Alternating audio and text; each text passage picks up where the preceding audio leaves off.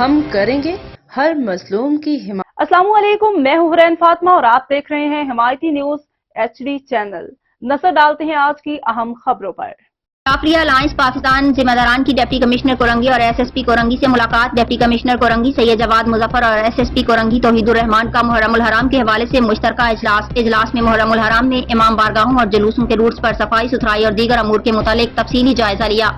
تفصیلات کے مطابق اجلاس مقامی حال میں منعقد ہوا۔ اجلاس کا آغاز تلاوت قرآن پاک سے کیا گیا۔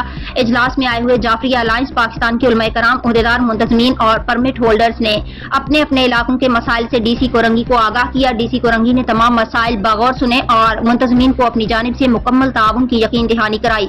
اس موقع پر ڈپٹی کمشنر ضلع کورنگی سید جواد مظفر نے کہا کہ محرم الحرام ایک عظیم مہینہ ہے جو ہمیں امن، صبر اور بھائی چارے کا پیغام دیتا ہے۔ مزید ان کا کہنا تھا کہ آپ کے مسائل ترجیحی بنیادوں پر فوری طور پر حل کر دیے جائیں گے۔ ہمارے چاروں اسسٹنٹ کمشنرز، MCs اور دیگر ادارے آپ لوگوں کے مسائل حل کرنے کے لیے مصروف عمل ہیں۔ میرے آفس کے دروازے 24 گھنٹے آپ کے لیے اوپن ہیں۔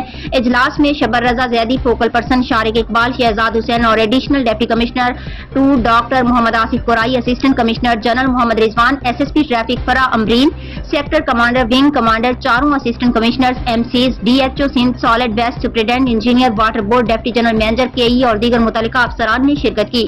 اجلاس کے اختتام پر پاکستان کی سلامتی اور استحکام کے لیے خصوصی دعا بھی کی گئی۔